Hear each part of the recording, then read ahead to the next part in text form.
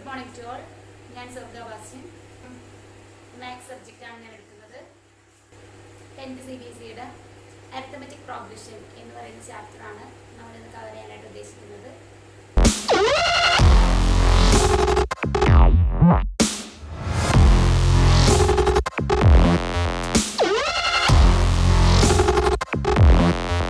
Okay, അപ്പോൾ ക്ലാസ്സിലേക്ക് കിടക്കാം. Arithmetic progression AP, arithmetic progression അല്ലെങ്കിൽ നമുക്ക് എന്ത് പറയാം, AP എന്ന് പറയാം. ഓക്കെ, AP എന്ന് വെച്ചാൽ എന്താണ്? നിങ്ങൾ ചെറിയ ക്ലാസ്സുകളിലൊക്കെ സീക്വൻസ് എന്താണെന്ന് പഠിച്ചിട്ടുണ്ടാവും അല്ലേ? സീക്വൻസ് എന്ന് വെച്ചാൽ എന്തായിരിക്കും? സീക്വൻസ് എന്ന് വെച്ചാൽ ഏതെങ്കിലും ഒരു റൂളിനെ ബേസ് ചെയ്തിട്ട് നമ്മൾ കുറച്ച് നമ്പേഴ്സ് എഴുതുകയാണെങ്കിൽ അതിനെയാണ് സീക്വൻസ് എന്ന് പറയുന്നത് അല്ലേ? ഓക്കെ, അപ്പൊ എങ്ങനെയുള്ള ടൈപ്പ്, ഏത് ടൈപ്പ് സീക്വൻസ് ആയിരിക്കും AP എന്ന് പറയാം? AP എന്ന് വെച്ചാൽ ഇപ്പൊ നമ്മളൊരു സീക്വൻസ് എടുക്കുന്നത്, ആ സീക്വൻസിൽ ഏതെങ്കിലും ഒരു നമ്പറിനെ സെലക്ട് ചെയ്തു, ആ നമ്പറിന്, അതായത് നമ്മൾ സെലക്ട് ചെയ്ത നമ്പർ ഏതാണോ അതിന് തൊട്ട് മുൻപിലുള്ള നമ്പറിൽ നിന്ന് ആ നമ്പറിനെ അങ്ങ് സബ്ട്രാക്ട് ചെയ്യുക. അപ്പോൾ നമുക്കൊരു വാല്യൂ കിട്ടും അല്ലേ? ത്രൂ ഔട്ട് ദി സീരീസ് ഇതുപോലെ ചെയ്ത് നോക്കും.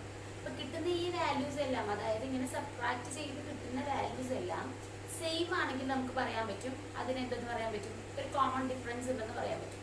ഇങ്ങനെ കോമൺ ഡിഫറൻസ് ഉള്ള ഒരു സീക്വൻസിനെയാണ് നമ്മൾ എന്ത് പറയുക, AP എന്ന് പറയുക. അപ്പോൾ കുറച്ച് പേർക്ക് മനസ്സിലായിട്ടുണ്ടാവും, കുറച്ച് പേർക്ക് ഒന്നും മനസ്സിലായിട്ടുണ്ടാവില്ല അല്ലേ? ഓക്കെ, അപ്പോൾ നമുക്ക് പ്രോബ്ലം ചെയ്യുക നേരത്തെ എല്ലാവർക്കും ക്ലിയർ ആയിക്കോ. നമുക്കറിയാം ഈവൻ നമ്പേഴ്സ് എന്ന് പറയുമ്പോൾ എങ്ങനെ വരിക, 2, 4, 6, 8 എക്സെട്ര അല്ലേ? ഓക്കെ, ഈ ഈവൻ നമ്പേഴ്സിൽ 2 ആണ് നമ്മൾ സെലക്ട് ചെയ്യുന്നത് എഴുതുക. നേരത്തെ എന്തായിരുന്നു? നേരത്തെ പറഞ്ഞത് സീക്വൻസിൽ ഏതെങ്കിലും ഒരു നമ്പർ സെലക്ട് ചെയ്തിട്ട് അതും തൊട്ട് മുൻപിലുള്ള നമ്പറിൽ നിന്ന് സബ്ട്രാക്ട് ചെയ്യാനല്ലേ പറഞ്ഞത്? ഓക്കെ, അപ്പൊ 2, 4 നമ്മൾ സെലക്ട് ചെയ്തു. എന്ത് ചെയ്യുക, 4ൽ നിന്ന് 2 അങ്ങ് സബ്ട്രാക്ട് ചെയ്യുക. അപ്പോൾ 4 - 2 നമുക്ക് 2 അല്ലേ കിട്ടുക? ഇവയ്ക്കിടയിലുള്ള ഗ്യാപ്പ് എന്ന് വെച്ചാൽ 2 ആണ്. ഇനി ഇവയ്ക്കിടയിലാണെങ്കിലോ 6 - 4 2, 8 - 6 2, അങ്ങനെയല്ലേ പോകുന്നത്? അതായത് ഇവിടെ 2 ആഡ് ചെയ്തല്ലേ പോയിരിക്കുന്നത്. ഇവിടുത്തെ കോമൺ ഡിഫറൻസ് നമുക്ക് എന്താ അറിയാൻ പറ്റും, 2 എന്ന് പറഞ്ഞൂടെ? ഓക്കെ, അപ്പൊ ഇത് ഈ സീക്വൻസ്, അതായത് ഈവൻ നമ്പേഴ്സ് എന്ന് പറയുന്ന ആ സീക്വൻസ് എന്താണ്, ഒരു AP ആണ്. ക്ലിയർ ആയില്ലേ? ഓക്കെ, അപ്പൊ നമ്മൾ സാധാരണ മാത്സ് ഒക്കെ പഠിക്കുമ്പോൾ എങ്ങനെയായിരിക്കും, എല്ലാം ജനറൽ ആയിട്ടല്ലേ നമ്മൾ ഓരോന്ന് റെപ്രസെന്റ് ചെയ്യുന്നതൊക്കെ. ഇക്വേഷൻസ് ആയാലും എല്ലാം ജനറൽ ഫോമിലാണ് നമ്മൾ റെപ്രസെന്റ് ചെയ്യുക അല്ലേ? ഓക്കെ, അങ്ങനെയാണെങ്കിൽ നമുക്ക് AP എങ്ങനെ ജനറൽ ആയിട്ട് എങ്ങനെയാണ് റെപ്രസെന്റ് ചെയ്യുന്നത് നോക്കാം. ഫസ്റ്റ് ടൈമിന് ഇപ്പൊ AP എന്ന് പറയുമ്പോൾ നമുക്ക് എന്ത് ചെയ്യാൻ പറ്റും? ഫസ്റ്റ് ടൈമിന് നമുക്ക് A1 എന്ന് റെപ്രസെന്റ് ചെയ്യാം, second time A2, third time എന്ന് പറയുമ്പോൾ A3. അങ്ങനെ എന്ത് ടൈം എങ്ങനെയായിരിക്കും റെപ്രസെന്റ് ചെയ്യുക? എന്ത് ടൈമിന് A എന്നത് റെപ്രസെന്റ് ചെയ്യാം. ഓക്കെ അല്ലേ? ഇനി ഈ ഫസ്റ്റ് ടൈം A1, ഇവിടുത്തെ ഫസ്റ്റ് ടൈം ഏതാണ്? 2 ആണല്ലേ? അപ്പൊ A1 എന്ന് വെച്ചാൽ ശരിക്കും പറഞ്ഞാൽ ഏതാണ് വരിക? 2. ഇനി A2 എന്ന് പറയുമ്പോഴോ ഈ 2നോടുകൂടി നമ്മുടെ കോമൺ ഡിഫറൻസ് ആഡ് ചെയ്തപ്പോഴല്ലേ നമുക്ക് 4 കിട്ടിയത്. ഓക്കെ, അപ്പൊ A2 എന്ന് പറയാൻ നേരത്ത് 2 എന്ന് പറയുമ്പോൾ A ആയിരുന്നു അല്ലേ?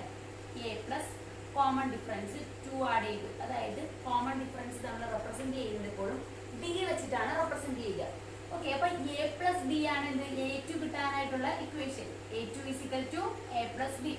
അടുത്ത് നമുക്ക് A3 കാൽക്കുലേറ്റ് ചെയ്യണമെന്ന് എഴുതുക. A3 എങ്ങനെയായിരിക്കും ചെയ്തിട്ടുണ്ടാവുക? A3 2 രണ്ട് പ്രാവശ്യം ആഡ് ചെയ്തപ്പോഴല്ലേ, അതായത് 2, 4, 6 അങ്ങനെയല്ലേ ഉള്ളത്. 2 ഒരു പ്രാവശ്യം ആഡ് ചെയ്തപ്പോൾ നമുക്ക് 4 കിട്ടും. 2 പ്രാവശ്യം ആഡ് ചെയ്യുമ്പോൾ നമുക്ക് 8 കിട്ടും. 8 എന്ന് വെച്ചാൽ 1, 2, 3 തേർഡ് ടൈമും ആണ്. ഓക്കെ, അപ്പൊ A3 കിട്ടാനായി ഫസ്റ്റ് ടൈമിനോടുകൂടി 2 പ്രാവശ്യം കോമൺ ഡിഫറൻസ് ആഡ് ചെയ്യുക. ക്ലിയർ ആണോ? ഒന്നുകൂടി എഴുതുകയാണെങ്കിൽ ഫസ്റ്റ് ടൈം എപ്പോഴും ഒരു APയുടെ A ആയിരിക്കും. സെക്കൻഡ് ടൈം ആ ഫസ്റ്റ് ടൈമിനോടുകൂടി കോമൺ ഡിഫറൻസ് ആഡ് ചെയ്യുമ്പോൾ നമുക്ക് സെക്കൻഡ് ടൈം കിട്ടും. തേർഡ് ടൈം എന്ന് പറയുമ്പോൾ സെക്കൻഡ് ടൈമിനോടുകൂടി കോമൺ ഡിഫറൻസ് ആയിട്ടുള്ള D ആഡ് ചെയ്യാൻ നേരത്ത് A പ്ലസ് 2D എന്നാണ് കിട്ടുക. ഓക്കെ അല്ലേ? ഇനി അപ്പൊ ഫോർത്ത് ടൈം കിട്ടാനായിട്ടാണെങ്കിൽ എന്ത് ചെയ്യും, ഈ A പ്ലസ് 2Dനോടുകൂടി D ആഡ് ചെയ്യും. അതായത് A പ്ലസ് 3D എന്നാണ് വരിക. ക്ലിയർ ആണെന്ന് വിശ്വസിക്കുന്നു. ഓക്കെ, ഇനി അടുത്ത് എന്ത് ചെയ്യാന്ന് വെച്ചാൽ നമുക്ക് എന്ത് ടൈം എങ്ങനെ കാൽക്കുലേറ്റ് ചെയ്യാമെന്ന് നോക്കാം. അതായത് AN എവിടെ നോക്കിക്കേ, ഈ A2 ആയിരുന്നപ്പോഴേക്കും നമ്മൾ എത്ര പ്രാവശ്യം D ആഡ് ചെയ്തിട്ടുണ്ട്? 1 ടൈംസ് അല്ലേ ആഡ് ചെയ്തിട്ടുള്ളൂ. A3 ആയപ്പോഴോ A2 ആയപ്പോൾ ഒരു പ്രാവശ്യമേ ആഡ് ചെയ്തിട്ടുള്ളൂ. ആയപ്പോഴോ 2 പ്രാവശ്യം കോമൺ ഡിഫറൻസ് ആഡ് ചെയ്തിട്ടുണ്ട്. ഓക്കെ, A4 ആയിരുന്നെങ്കിൽ A+3D എന്നാണ് വരിക. അതായത് 4ൽ നിന്ന് 1 സബ്ട്രാക്ട് ചെയ്തപ്പോൾ നമുക്ക് എത്ര കിട്ടുക? 3 അല്ലേ കിട്ടുന്നത്. ഓക്കെ, അപ്പൊ 3 ടൈംസ് കോമൺ ഡിഫറൻസ് ആഡ് ചെയ്തിട്ടുണ്ട്. ക്ലിയർ ആണല്ലോ പറഞ്ഞത്? ഓക്കെ, അങ്ങനെയാണെങ്കിൽ an കാൽക്കുലേറ്റ് ചെയ്യാനായിട്ട് a+n ൽ നിന്ന് 1 സബ്ട്രാക്ട് ചെയ്യുക. അപ്പൊ എത്ര കിട്ടും? n-1. അപ്പൊ a+n-1d ആണ് നമ്മുടെ ലാസ്റ്റ് ടൈം ആയിട്ടുള്ള an കണ്ടുപിടിക്കാനുള്ള ഇക്വേഷൻ. ക്ലിയർ ആയല്ലോ? അതായത് ഒരു AP എന്താണെന്ന് പറഞ്ഞു? ഏതെങ്കിലും ഒരു കോമൺ ആയിട്ടുള്ള ഒരു വാല്യൂ നമ്മുടെ ഫസ്റ്റ് ടൈമിനോട് കൂടി ആഡ് ചെയ്ത് നമ്മൾ എന്ത് ചെയ്യും? ഓരോരോ, അതായത് ഫസ്റ്റ് ടൈമിനോട് കൂടി കോമൺ ഡിഫറൻസ് ആഡ് ചെയ്യാൻ നേരത്ത് നമുക്ക് സെക്കൻഡ് ടൈം കിട്ടും. അതിനോടുകൂടി വീണ്ടും ആഡ് ചെയ്യുമ്പോൾ തേർഡ് ടൈം, വീണ്ടും ആഡ് ചെയ്യുമ്പോൾ ഫോർത്ത് ടൈം, അങ്ങനെ എന്ത് ചെയ്യും? ലാസ്റ്റ് ടൈം വരെ കിട്ടും. ഓക്കെ അല്ലേ? അങ്ങനെ നമുക്ക് എക്സസൈസിലെ പ്രോബ്ലംസ് ഒക്കെ ചെയ്താലോ? ഈ ചാപ്റ്റർ വളരെയധികം സിമ്പിൾ ആയിട്ടുള്ളൊരു ചാപ്റ്ററാണ്. അപ്പോൾ നമുക്ക് ഈ ഫസ്റ്റ് എക്സസൈസ് ആണെങ്കിൽ ഒത്തിരി കാര്യമായിട്ടൊന്നും പറയുന്നില്ല. അതുകൊണ്ട് തന്നെ ഈ എക്സസൈസിൻ്റെ അകത്ത് എല്ലാ പ്രോബ്ലംസും ഒന്നും ചെയ്യിപ്പിക്കുന്നില്ല. സിമ്പിൾ ആയിട്ടുള്ള പ്രോബ്ലംസ് മാത്രമേ ഇതിൻ്റെ അകത്തുള്ളൂ. അപ്പോൾ അതിലും കുറച്ച് ടഫായിട്ടുള്ളത് മാത്രം ചെയ്തിട്ട് ബാക്കി എന്ത് ചെയ്യുക? നിങ്ങൾ ഹോംവർക്ക് ആയിട്ട് ചെയ്യുക. ഓക്കെ അല്ലേ? അപ്പോൾ ബാക്കിയുള്ള എല്ലാം ചെയ്തതിന് ശേഷം അടുത്ത ക്ലാസ്സിൽ ഞാൻ ബാക്കി പോർഷൻസ് എടുക്കാനായിട്ട് വരാൻ നേരത്ത് നിങ്ങൾ എന്ത് ചെയ്യുക? എല്ലാം ചെയ്തിട്ടുണ്ടാവണം. ഡൗട്ട്സ് ഒക്കെ കമൻറ്റ് ചെയ്തിട്ട് എല്ലാം ക്ലിയർ ചെയ്തിട്ട് വേണം അടുത്ത പോർഷൻ എടുക്കാനായിട്ട് ഇരിക്കാനായിട്ട്. ഓക്കെ അല്ലേ? അപ്പോൾ എക്സസൈസ് 5.1 ആണ് നമ്മൾ ചെയ്യാൻ പോകുന്നത്. ഇതിനകത്ത് ഫസ്റ്റ് ക്വസ്റ്റ്യൻ തന്നെ ഡിസ്ക്രിപ്റ്റീവ് ആണ്. ഡിസ്ക്രിപ്റ്റീവ് ക്വസ്റ്റ്യൻസ് ആണ് കൊടുത്തിരിക്കുന്നത്. ഓക്കെ, അതിൽ 4 സബ്ഡിവിഷൻസ് ഉണ്ട്. അതിലൊരു 2 ചെയ്യാം നമുക്ക്. In which of the following situations does the list of the numbers involve make an arithmetic progression and why? ഇതിൻ്റെ അത് പറഞ്ഞിരിക്കുന്നത് എന്താണെന്ന് വെച്ചാൽ കുറച്ച് സിറ്റുവേഷൻസ് ഒക്കെ തന്നിട്ടുണ്ട്. അപ്പോൾ അത് അരിത്തമെറ്റിക് പ്രോഗ്രഷനുമായിട്ട്, അതായത് AP ആകുമോ അല്ലയോ എന്നുള്ളതാണ് ചോദിച്ചിരിക്കുന്നത്. ഓക്കെ അല്ലേ? അപ്പോൾ ഫസ്റ്റ് വൺ ഇതാണ്. The taxi fare after each kilometer when the fare is 15 rupees for the first kilometer and 8 for the each additional kilometer. Okay. പറഞ്ഞിരിക്കുന്നത് എന്താണെന്ന് വെച്ചാൽ ഒരു ടാക്സി ഫെയർ ആണ് പറയുന്നത്. അതായത് ഇത്ര കിലോമീറ്ററിലേക്ക് 15 റുപ്പീസ്. ആദ്യത്തെ കിലോമീറ്ററിൽ എത്ര രൂപയാണെന്ന് പറഞ്ഞാൽ 15 റുപ്പീസ് ആവും. പിന്നീടുള്ള അഡീഷണൽ ആയിട്ടുള്ള ഓരോ കിലോമീറ്റേഴ്സിനും 8 രൂപ വെച്ച് കൂടുമെന്നാണ് പറഞ്ഞത്. പൊതുവെ നമ്മളെല്ലാവരും ടാക്സിയിൽ യാത്ര ചെയ്യുന്നവരാണ് അല്ലേ? അപ്പോൾ എന്തായിരിക്കും? ഒരു നിശ്ചിത കിലോമീറ്റർ, അതായത് ഇനി ഒരു പർട്ടിക്കുലർ കിലോമീറ്റർ വരെ ഇത്ര എമൗണ്ട് ആയിരിക്കും. അത് കഴിയുമ്പോൾ എന്തായിരിക്കും ചെയ്യുക? ഓരോ കിലോമീറ്റർ അനുസരിച്ച് അഡീഷണൽ ആയിട്ട് ഇത്ര ചാർജ്, അത് കോൺസ്റ്റന്റ് ആയിട്ട് ഇത്ര വാല്യൂ ആയിരിക്കും ആഡ് ചെയ്ത് പോകുക അല്ലേ? അങ്ങനെ ആയിരിക്കില്ലേ സാധാരണ നമ്മളടിക്കുന്ന ടാക്സി ഫെയർ സാധാരണ ടാക്സി ഫെയർ അങ്ങനെയല്ലേ വരിക? ഓക്കെ, അപ്പൊ അതുപോലെ തന്നെയാണ് ഈ പ്രോബ്ലത്തിലും പറഞ്ഞിരിക്കുന്നത്. അതായത് ഒരു ഫസ്റ്റ് കിലോമീറ്ററിൽ എത്ര രൂപയാവുമെന്ന് പറഞ്ഞിരിക്കുന്നത്? 15 റുപ്പീസ് ആണെന്ന് പറയുന്നത് അല്ലേ? ഫസ്റ്റ് 15 റുപ്പീസ് ആണെന്ന് പറയുന്നുണ്ട്. പിന്നീട് എത്ര ഓരോ കിലോമീറ്റർ കഴിയുന്തോറും ഏജ് ആഡ് ചെയ്ത് പോകുമെന്നല്ലേ പറഞ്ഞിരിക്കുന്നത്. അതായത് ഓരോ കിലോമീറ്ററിലും, അതായത് ഇപ്പോൾ 15 റുപ്പീസ് ആയിട്ടുള്ളത് ഇപ്പോൾ ഒരു ആദ്യത്തെ കിലോമീറ്ററിലാണെന്ന് ഇവർ പറയുന്നുണ്ട്. നെക്സ്റ്റ് കിലോമീറ്റർ ഒരു 1 കിലോമീറ്റർ കഴിയുമ്പോൾ എത്ര രൂപ വാങ്ങും? 8 രൂപ കൂടി അഡീഷണൽ ആയിട്ട് വാങ്ങും. പിന്നെ നെക്സ്റ്റ് ഒരു 1 കിലോമീറ്റർ കൂടി കഴിയുമ്പോൾ എത്ര വാങ്ങും? നെക്സ്റ്റ് വീണ്ടും 8 രൂപ അഡീഷണൽ ആയിട്ട് വാങ്ങും. ഇങ്ങനെ 8 റുപ്പീസ് അഡീഷണൽ ആയിട്ട് വാങ്ങിക്കൊണ്ടേ ഇരിക്കുമെന്നാണ് പറഞ്ഞത്. ഓക്കെ അല്ലേ? ഇത് കേൾക്കുമ്പോൾ തന്നെ മനസ്സിലായി 8 ആഡ് ചെയ്താണ് പോയിരിക്കുന്നത് അല്ലേ? അപ്പൊ ഇതെന്തായാലും ഒരു AP ആണ് അല്ലേ? ഓക്കെ, അപ്പൊ 15നോട് കൂടി എത്ര ചെയ്യുക? 8 ആഡ് ചെയ്ത് എഴുതുക. ഇപ്പൊ 23. വീണ്ടും എത്ര ചെയ്യുക? 8 ആഡ് ചെയ്ത് പോയി. ഓക്കെ, ഇവിടെ നമ്മുടെ ഫസ്റ്റ് ടൈം A1 എന്ന് പറയുന്നത് 15ഉം കോമൺ ഡിഫറൻസ് ആയിട്ടുള്ള D എന്ന് പറയുന്നത് A2 മൈനസ് A1 ചെയ്ത് നോക്കാം. അപ്പൊ എത്ര കിട്ടുക? 23 മൈനസ് 15. നമുക്ക് ആൻസർ 8 അല്ലേ വരിക? ഇത് തന്നെയല്ലേ ത്രൂ ഔട്ട് സീരീസിൽ വരിക? ആൻസർ 8 തന്നെയല്ലേ കിട്ടുക? ഓക്കെ, അപ്പൊ ഇതൊരു AP ആണെന്ന് പറയാം.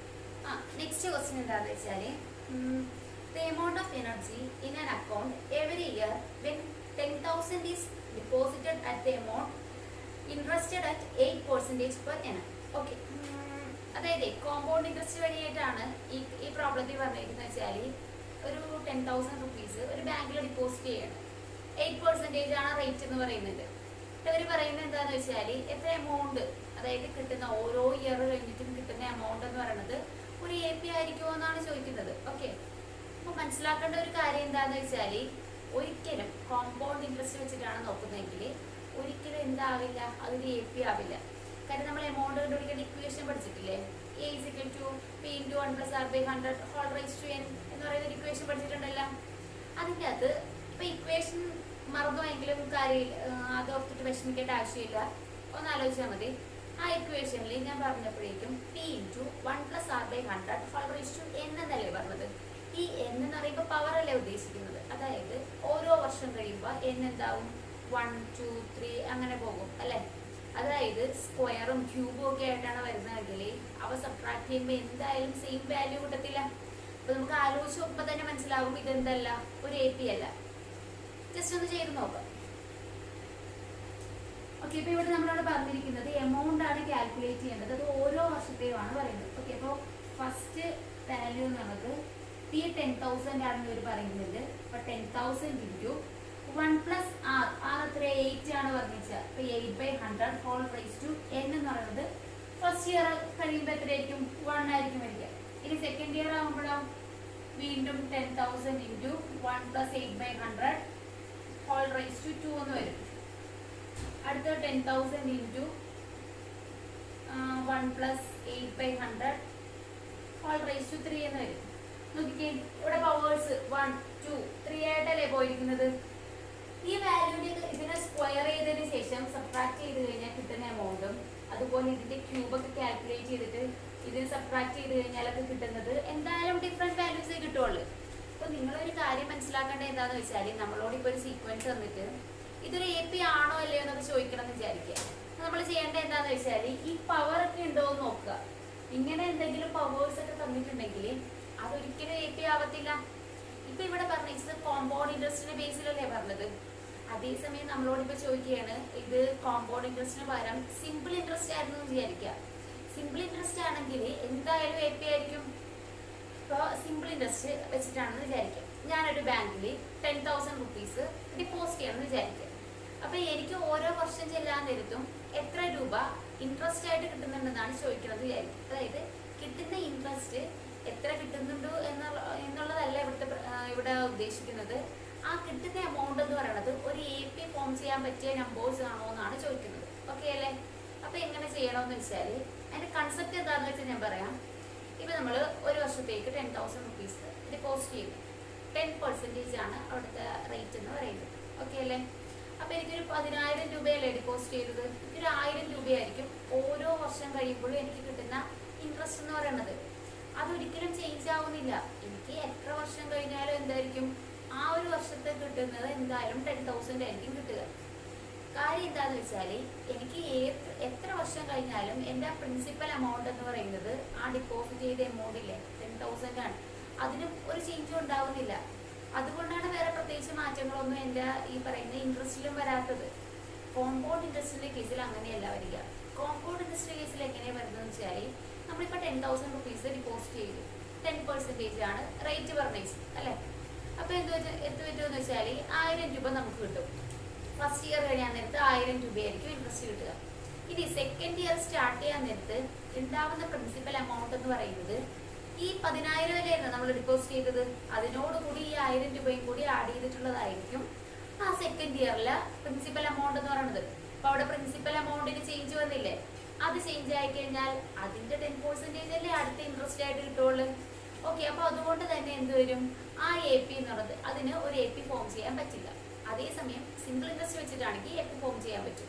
ഓക്കെ, ആ പ്രോബ്ലം നമുക്ക് പിന്നീട് ചെയ്യാനുണ്ട്. അപ്പൊ എന്തായാലും ഞാൻ ചെയ്ത് കാണിക്കുന്നതാണ്. നമുക്ക് അടുത്ത സെക്ഷനിലോട്ട് പോകും. ഓക്കെ, അപ്പൊ അടുത്ത സെക്കൻഡ് ക്വസ്റ്റ്യൻ എന്താണെന്ന് വെച്ചാൽ right first 4 times of the AP when the first term A and common difference D are given as follows. Okay.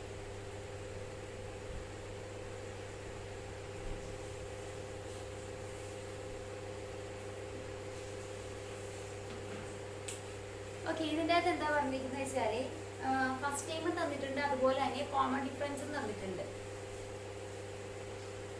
Okay, first time തന്നിട്ടുണ്ട്, കോമൺ ഡിഫറൻസും തന്നിട്ടുണ്ട്. എന്നിട്ട് നമ്മളോട് എ പി കംപ്ലീറ്റ് ചെയ്യാനാണ് പറഞ്ഞിരിക്കുന്നത്. ഓക്കെ, എ പി എഴുതാനായിട്ട് first ടൈമും കിട്ടി common ഡിഫറൻസും കിട്ടിയാൽ എങ്ങനെ ചെയ്യുക?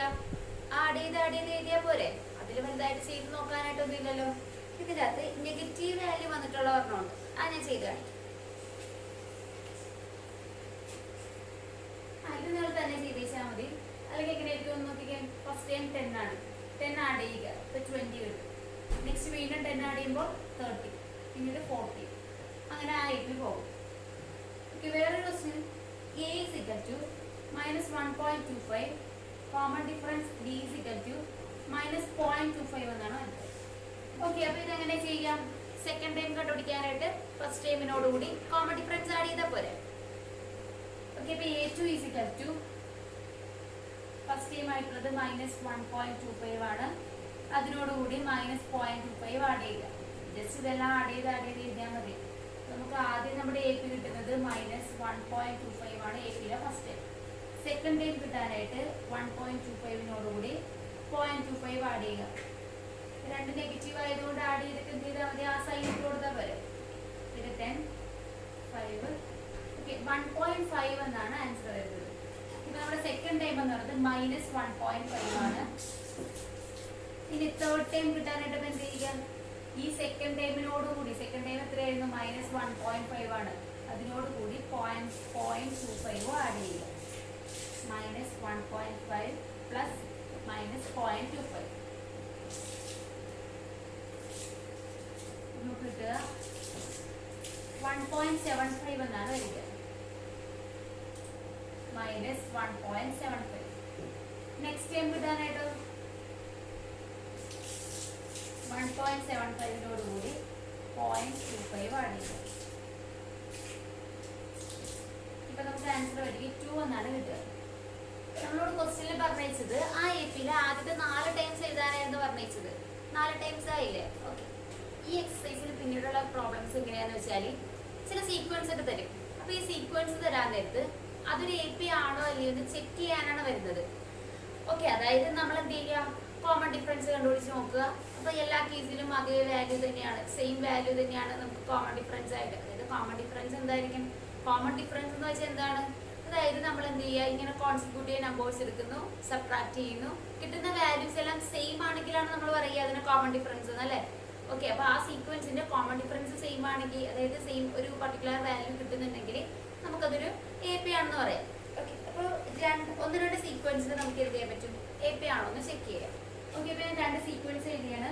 ഇത് A², A³ A⁻⁴. വേറൊരു സീക്വൻസ് √2, √8, √18, √32. ഇവിടെ ഫസ്റ്റ് വൺ നോക്കിക്കേ, A² A³ A⁻⁴ അല്ലേ. ഞാൻ ആദ്യമേ പറഞ്ഞിട്ടുണ്ടായിരുന്നു, ഇങ്ങനെ പവേഴ്സ് വരാൻ നേരത്തെ എന്തായാലും അത് എന്താവില്ല, ഒരു AP ആവില്ല. എന്നാലും നമുക്ക് ചെക്ക് ചെയ്ത് നോക്കാം. അപ്പൊ A2 - A1 ചെയ്യാൻ നേരത്താണ് നമുക്ക് സാധാരണ കോമൺ ഡിഫറൻസ് കണ്ടുപിടിക്കാൻ നമ്മൾ എന്ത് ചെയ്ത്, ഈ 2 ടൈംസ് എടുത്തു. ഇത് A1, ഇത് A2, അതായത് first time second time. Okay, ഇപ്പൊ സെക്കൻഡ് ടൈം ആയിട്ടുള്ള A2-ൽ നിന്ന്, അതായത് A² നിന്ന് നമ്മൾ A സബ്ട്രാക്ട് ചെയ്യുന്നു കരുതുക. രണ്ടിടത്തും A കോമൺ ഉണ്ട്, A ഔട്ട് സൈഡ് എടുത്ത് ഇവിടെ A ഉള്ളു, A-1 എന്ന് പറയും. ഓക്കെ, ഇപ്പൊ A × A-1 ആണ് നമ്മുടെ കോമൺ ഡിഫറൻസ്, അതായത് B എന്ന് പറയുന്നത് ഫസ്റ്റ് സെക്ഷനിൽ നിന്ന് കിട്ടിയത്. സെക്കൻഡ് നമ്മൾ എന്ത് ചെയ്ത്, ഈ കോമൺ ഡിഫറൻസ് കണ്ടുപിടിക്കാനായിട്ട് A3 - A2 കാൽക്കുലേറ്റ് ചെയ്തു. അപ്പൊ A3 - A2 എന്ന് പറയാൻ നേരത്ത് ഏതാ വരിക, A³ - A² എന്നാണ് വരുന്നത്. രണ്ടിടത്തും A² കോമൺ അല്ലേ. ഇത് A² ഔട്ട് സൈഡ് എടുത്തു, A-1 എന്നാണ് വീണ്ടും കിട്ടിയത്. പക്ഷെ ഇവിടെ നോക്കിക്കേ, A² × A-1ഉം ഇവിടെ A × A-1 എന്നാണ് വന്നിരിക്കുന്നത് അല്ലേ. അത് സെയിം അല്ലല്ലോ. സെയിം ആണെങ്കിൽ മാത്രമല്ലേ നമുക്കൊരു AP ആണെന്ന് പറയാൻ പറ്റൂ. ഓക്കെ, അപ്പൊ ഇത് AP അല്ല. അടുത്തത് ഈ സീക്വൻസ് ആണ്. ഇതിന്റെ അകത്ത് √2ഉം √8ഉം ആണുള്ളത്. ഓക്കെ, അപ്പൊ നമ്മൾ കോമൺ ഡിഫറൻസ് D കാൽക്കുലേറ്റ് ചെയ്യാൻ പോവുകയാണ്. A2 - A1, അതായത് √8 - √2. ഇതിന്റെ അകത്തുനിന്ന് 8 - 2 6 എന്നൊന്നും എഴുതിക്കൂടാ. എന്താ ചെയ്യേണ്ടതെന്ന് വെച്ചാൽ ഈ 8നെ സ്പ്ലിറ്റ് ചെയ്യുക. അപ്പൊ 4 × 2 എന്ന് എഴുതിക്കൂടെ, നമുക്ക് വേണമെങ്കിൽ 2 × 2 × 2 എന്ന് വേണമെങ്കിലും എഴുതാം. ഇവിടെ 4 × 2 എന്ന് എഴുതാൻ റീസൺ എന്താന്ന് വെച്ചാൽ 4 എന്ന് പറയുന്നത് ഒരു സ്ക്വയർ ആണല്ലോ, ഒരു സ്ക്വയർ നമ്പർ അല്ലേ. അതുകൊണ്ടാണ് 4 × 2 എന്നുള്ള രീതിയിൽ എഴുതിയത്. ഇവിടെ √2 അതുപോലെ തന്നെ എഴുതി. 4ന്റെ റൂട്ട് എന്ന് പറയുന്നത് 2, 2ന്റെ √2 തന്നെയാണ് വരിക. അപ്പൊ 2√2 - √2 എന്ന് വരും. 2√2 നിന്ന് √2 പോയി കഴിഞ്ഞാൽ നമുക്ക് ആൻസർ √2 ആണ് കിട്ടുക. ഓക്കെ, ഇനി അടുത്ത 2 ടൈംസ് നമ്മൾക്ക് ചെക്ക് ചെയ്ത് നോക്കാം. അപ്പോൾ d is equal to √18 minus √8 എന്നാണ് വരിക. ഓക്കെ, √18 എന്ന് പറയുമ്പോൾ 9 × 2 എന്ന് എഴുതാം. 8 ആണെങ്കിൽ 4 × 2. ഓക്കെ, അപ്പം 9ന്റെ റൂട്ട് എന്ന് പറയാൻ നേരത്തെ 3 ആണ്. 3√2 മൈനസ് ഇതാണെങ്കിൽ എന്താ വരിക 2√2. 3√2 നിന്ന് 2 പോയി കഴിഞ്ഞാൽ നമുക്ക് കിട്ടുന്ന ആൻസർ √2 തന്നെയാണ്. ഓക്കെ, അപ്പോൾ കോമൺ ഡിഫറൻസ് എന്ന് പറഞ്ഞാൽ എത്രയായിരിക്കും വരിക? √2 ആണ് വരിക. അപ്പോൾ ഈ എ പിയുടെ ഫസ്റ്റ് ടൈം എന്ന് പറയുന്നത് √2ഉം കോമൺ ഡിഫറൻസ് ഡി എന്ന് പറയുന്നതും √2 തന്നെയാണ് വരിക. ഓക്കെ അല്ലേ? ഇതൊരു എ പി ആണെന്ന് പറയാൻ പറ്റും. ക്ലിയർ ആയല്ലോ?